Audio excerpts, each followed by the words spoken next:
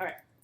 So Black Lives Matter is an ideological and political intervention in a world where Black lives are systematically and intentionally targeted for demise.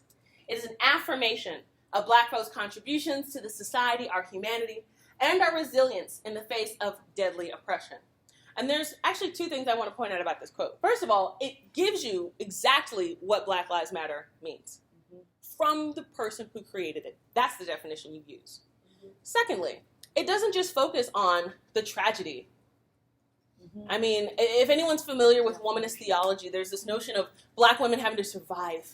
And everything is always hard because we're always talking about this troubled past that we have and this terrible now that we have and this bleak future that we see.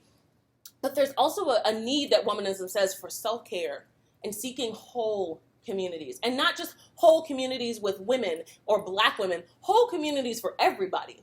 So when someone sees womanism and sees it as a threat to their masculinity, or if I celebrate my Blackness and you see that as a threat to your own culture, the problem is with you, my friend, not me, right? So it is an inclusive, it is an open, and it is an engaging experience, womanism, that calls us to together work toward these things. But we're just starting as Black women. Come along with us.